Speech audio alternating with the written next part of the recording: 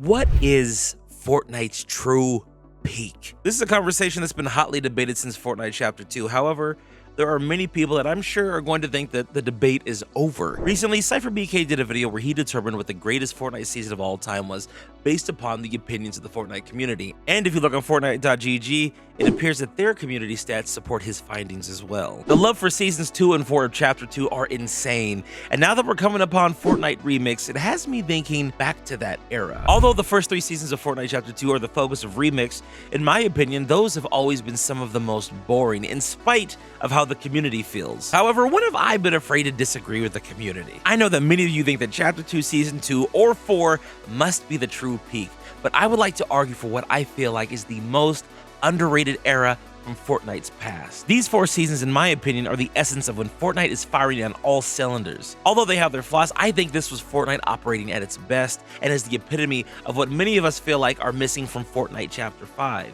the core identity of the game. Ladies and gentlemen, in my opinion, the best time to play Fortnite was Chapter 2, Season 7 through Chapter 3, Season 2. This is peak Fortnite.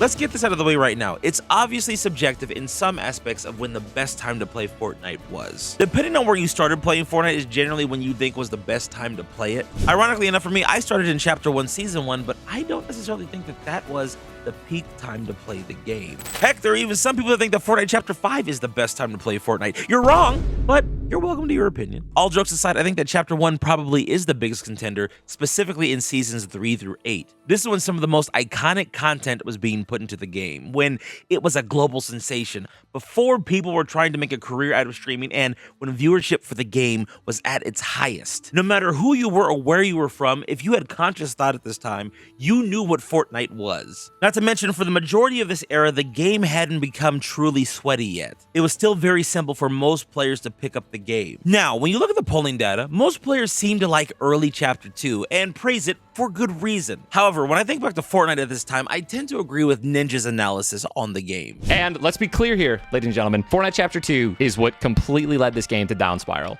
in its popularity and then some. And it's not particularly close. Yes, they had some great seasons in Chapter 2. The Iron Man season was out of this world, incredible, right? That Marvel season was actually spectacular. But yeah, this shit was ass. I quit in this season and came back super late. I'll never forget. I was one of the people that Ninja's referring to that started to drift away from the game. By the time Chapter 2 Season 2 came out, I was feeling burnt. And quite frankly, I honestly think it had a lot to do with Chapter 2 Season 1 being so long. Chapter 2 Season 1 began on October 15th of 2019. I specifically remember this day because I actually got out of work early due to some computer issues that we were having. Now, the season didn't end until February 19th of 2020. We're talking about 4 months of the exact same meta with minimal changes outside of the one Star Wars update and the harpoon guns. Thankfully, February 20th of 2020, we would be introduced to Fortnite Chapter 2 Season 2, but even that had its flaws. As fun as Season 2 was, it became repetitive, and it was quite frankly the first time I didn't want to grind out a battle pass. The idea of reaching level 300 to obtain a golden peely seemed excessive and pointless. What kind of loser actually had time to no-life the game and grind to level 300 to get a golden peely? I also think Call of Duty capitalized on the Fortnite burnout with Warzone. At the time, the Battle Royale genre still felt fresh, and the idea of Call of Duty doing another take on it felt exciting. I even found myself playing a decent amount of Warzone for quite some time. Now here's a thought experiment for us. If I and so many other players thought that Fortnite was becoming stale and getting so boring at this time, why is it one of the most beloved eras in Fortnite history? I honestly think it's because a new generation of players jumped on the game at this time. The COVID era Fortnite players immersed themselves in the game just as much as the early Chapter 1 players did, if not more. And for them, they didn't have the burden of being burnt out from the play pattern. Everything was new to them. Now here's what was interesting to me. By the time I became a content creator in Chapter 2 Season 7, I found that a large portion of my audience actually started in Chapter 2, specifically Chapter 2 Season 2. This explains why Seasons 2 and 4 of Chapter 2 are so beloved. Not just because they're amazing concepts, but because the gameplay was so new for so many players. However, if I believe this, why am I disagreeing with the popular opinion from the community? Before I break this down, let me make something clear. I am insanely biased, and it's because of my experiences becoming a content creator at the start of Fortnite Chapter 2 Season 7. For the vast majority of you watching this video, even if you've been subscribed to me for a couple of years, you may not know how crazy my start to the Fortnite content creation space was. First, being a big Superman fan helped, and it was very interesting how the season that I just so happened to become a content creator, he was going to be the secret skin for the game at that time. Keep in mind, I also had just moved out of my parents' house for the first time, got a place with a friend, and was experiencing the euphoria of having my own space. Not to mention, I had some big milestones content creation wise, like getting to 10,000 followers on TikTok within, I think, about a month and a half, and also getting my creator code within a couple months' time. I got to be on the front page of Twitch a couple times. I was getting a lot of followers, and not to mention, Tim the Tat Man actually reacted to one of my TikToks. This is my genius marketing strategy for how I'm going to become an internet celebrity. First step, right? Blow up on TikTok. Then you take that following from TikTok, you move it over to Twitch. Smart. Then from there, we stream with Tim the Tat Man, okay? Wow. Now, once we do that, we get Chris Brown, right? We get Chris Brown on to play Fortnite. That's my genius plan. Damn it. I mean, for what it's worth, Clark, playing with me is not going to blow it up. Experiencing all these things while being excited about my fresh start into content creation made my experience with Fortnite insanely unique. However, none of these are the reasons why I think these 4 seasons are the true peak of Fortnite. If you look at some of the content on my channel from Chapter 4 to present day, you'll actually see some consistent themes in terms of what I think makes Fortnite great. Weapons at every rarity, consistent live events, a good storyline, loot pool changes that tie into the storyline, giving them purpose, Fortnite focusing on original ideas over collabs, organically tying collabs into the storyline, not making them the focus but supporting characters, making BR the main focus of the game, coming up with new innovative ideas, making BR fresh, creating new goofy items that feel natural in Fortnite. Most of these concepts are things all 4 of these seasons did very well. For all of these reasons, Season 7 and 8 are what saved Chapter 2 for me. As a DC fan, I was enjoying following the story of how these characters interacted on the Fortnite island. This is also what got me into the Fortnite storyline and eventually covering theories. One of the things that I think made this time period so insanely unique is how fluid and natural the story felt. Now, I will admit, it was the storyline threads from the earlier seasons of Fortnite Chapter 2 that really made Season 7 and 8 stand out. For example, Season 6 may have caused me to quit Fortnite for 2 months, but I have to admit, it had one of the most insane storyline buildups of all time. The introduction of the lore with the Foundation, Geno, the sisters, exploring the Imagined Order, all of these concepts were making new storyline fans daily. Now, I know that there are a lot of people out there that think the storyline isn't important, that a lot of people don't matter, that they don't know anybody that actually cares about the Fortnite storyline, and that gameplay is always going to be the most important thing. And listen, I will agree that gameplay probably is the most important component, and it has to be fun in order for people to be engaged with Fortnite. However, a strong storyline will always make the gameplay more purposeful and more unique, especially in a battle royale setting like Fortnite, because the meta shifts every few months. Going from the boring prehistoric primal season to a futuristic alien theme was an insane dichotomy. Getting new alien weapons every few weeks, along with spaceships, the inflatables, and a variety of old weapons and items from previous seasons, all of these things working together in conjunction not only made the gameplay feel nostalgic, but fresh at the same time. Plus, this was the last good summer event that we had, arguably the best summer event in Fortnite history, and not to mention, we had one of the craziest live events ever. I'm not going to understate this. Being a Fortnite content creator while also experiencing a live event with my community for the first time was just something so unique to me. It was something you had to be there for. If there's anybody from my community that was present at that time that is still watching me right now, leave a comment down below and let everybody know how it felt just to be around in the community with me and everybody else just at that junction in time in Chapter 2, Season 7. Skyfire event, although for some reason at the time I thought Superman was going to be a part of it, even though he wasn't there, it was just so cool to see all these different elements that had been building up over the course of not just the season, but the entire chapter, get some kind of payoff in this big fiery explosion in the sky, leaving us on a mega cliffhanger for the end of the season. But listen, as cool as the Season 7 event was,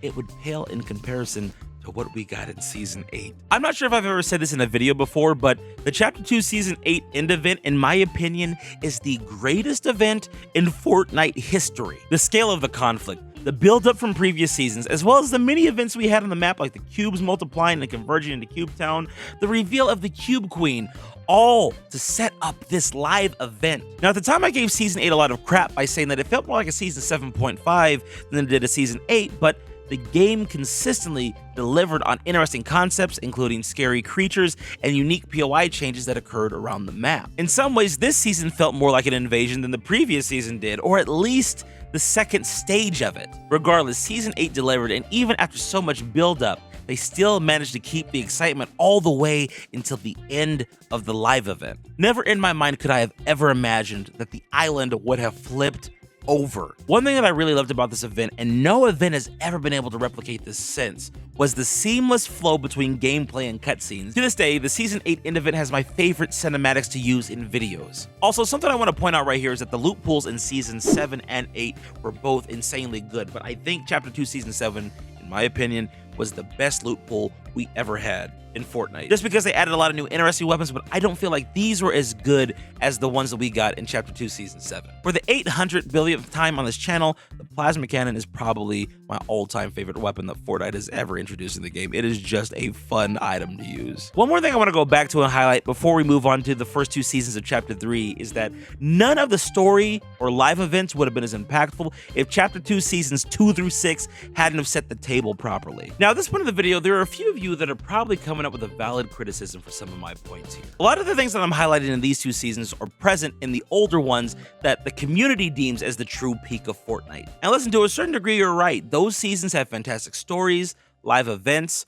and loot pools. However, I would argue that Seasons 7 and 8 were masterful in a way that something like Season 4 could never be. Now listen, before I get into this, I want to make this clear because I know this is going to frustrate a lot of people. I don't think there is anything wrong with Epic having a collab season, and for Fortnite Chapter 2 Season 4, it hands down is the best collab-themed season we've ever had. However, I think that Fortnite is at its best when it relies on its own ideas. Yes, Season 7 and 8 had collabs, but they were complementary to the plot and theming. An analogy I typically give comes to Transformers. I think it's cool when the Transformers team up with Marvel characters. Having Captain America stand next to Optimus Prime is a spectacle. However, the best Transformers stories are when the robots are doing robot stuff in their own universe with their own set of rules. Crossovers are fun, but they're meant to be a novelty, not the main thing you fall in love with the franchise for. It's cool that Fortnite collabs with other IPs, but that's not why most of us fall in love with the game, even for the people that come to the game for the collabs. Something that I don't think modern Fortnite players have experienced enough of is a solid era where Fortnite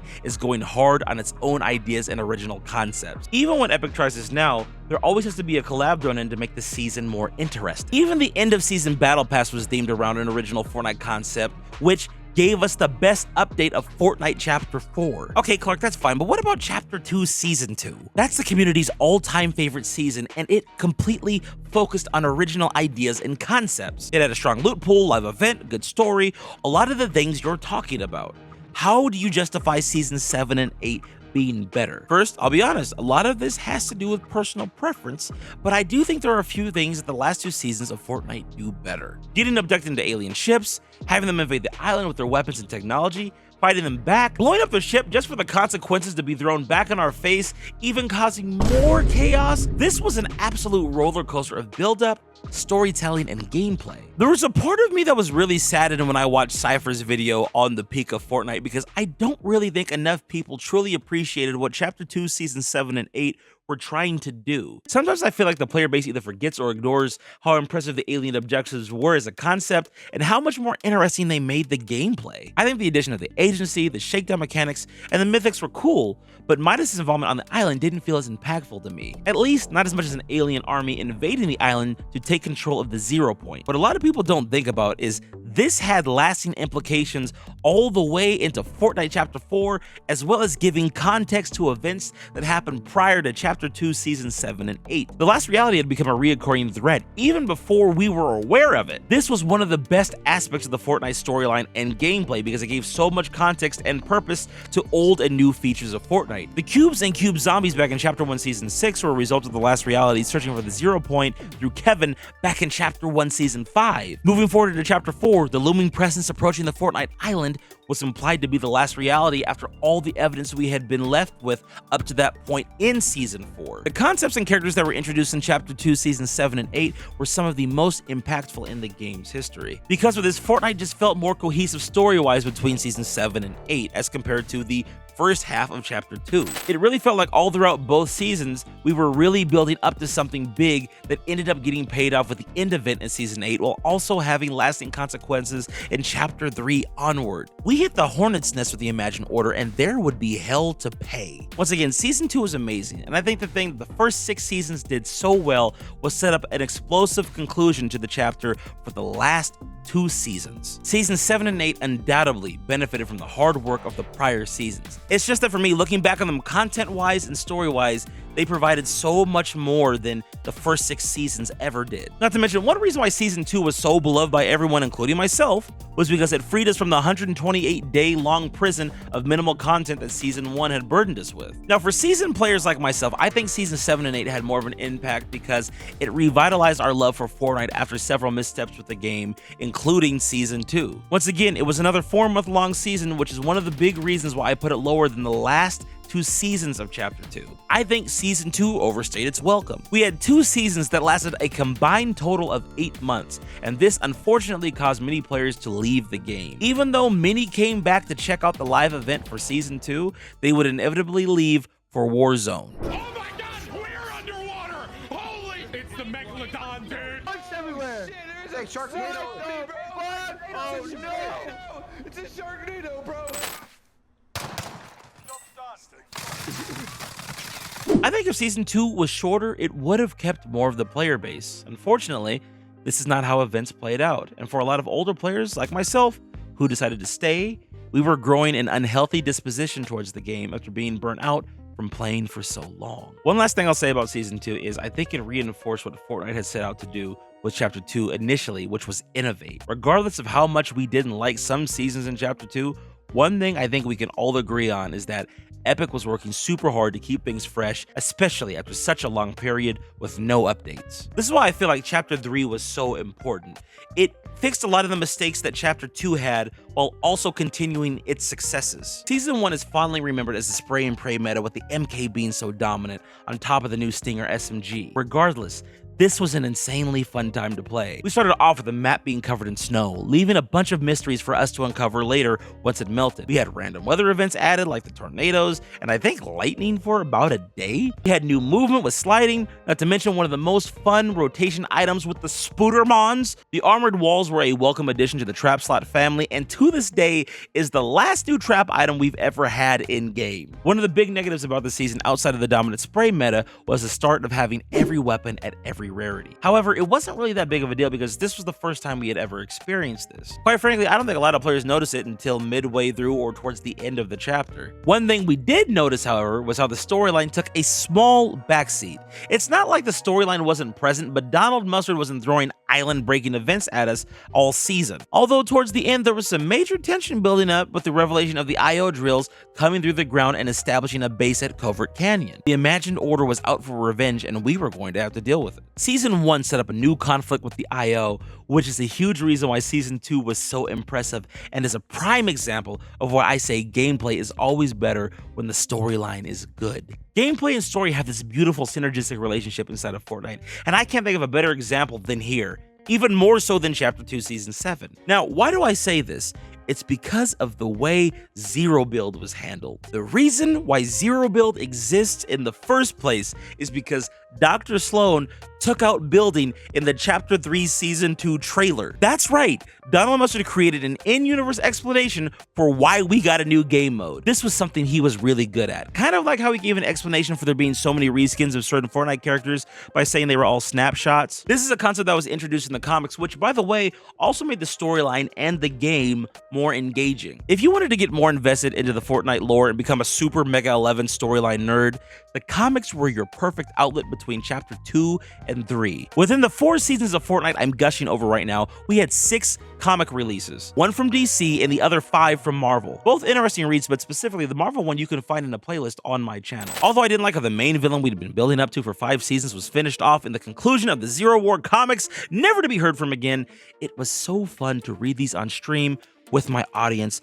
voice acting and reacting to them every few weeks. I was in full Fortnite theorist mode at this time, studying and critiquing the story, and it was hands down one of my favorite eras of content creation. Although I don't cover the story much now, I have a deep found respect for its lore and the theorists that keep up with it. The Fortnite storyline, and specifically the comics, added a new layer of depth to the game that I didn't know I could enjoy until I got into it. Exploring the Fortnite world through this new medium while also sharing that excitement with my audience are times that I will forever cherish, and if I'm being honest, it has never felt the same since Season 2. The other thing that made the storyline so intriguing during this time were the quests. If you think the storyline quests we have now are good, you should have been there during the Resistance quest era. The mystery of the sisters losing their memories, cryptic foreshadowing of their ties to the IO with their names being imagined and Order, Jonesy trying to help them recover their memories while also repairing the dysfunction and distrust between the different members of the Seven, all while as players are starting to realize that this new island is actually the Chapter 1 map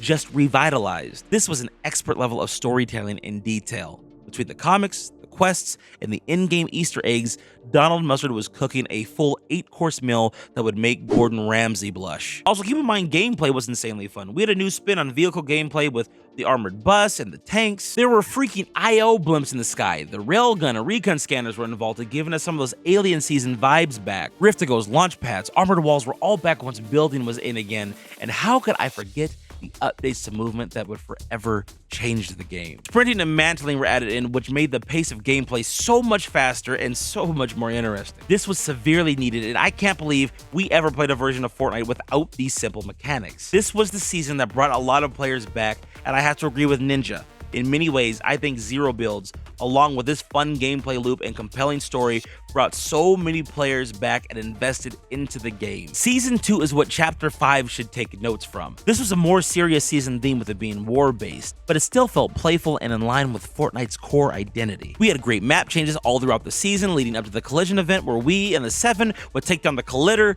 and Dr. Sloan. This, unfortunately, would mark the end of this peak era of Fortnite. Listen, I'm not one to normally throw out the, man, things sure were better when Donald Mustard was in charge argument, but when I look back at this era of Fortnite, it's really hard to argue that case. I think this is what makes Donald Mustard's pulling away and eventual departure from the game so sad. He had so many pieces of the puzzle slowly coming together, telling his grand story through this BR, and we never got to see it through to the end. The following seasons and live events started to feel like something was missing all the way through Chapter 4. Although we had many great seasons after Chapter 3 Season 2, Fortnite never felt the same after this point. This is why, outside of the original hype of Chapter 1, these seasons are arguably the greatest time period to play Fortnite in the game's history. There has never been a group of seasons with such a well put together story, collection of live events, mini events, innovative gameplay mechanics, and media as these seasons. Even in Chapter 1, as great as those seasons were, they were an experimental stepping stone to get Fortnite to where it was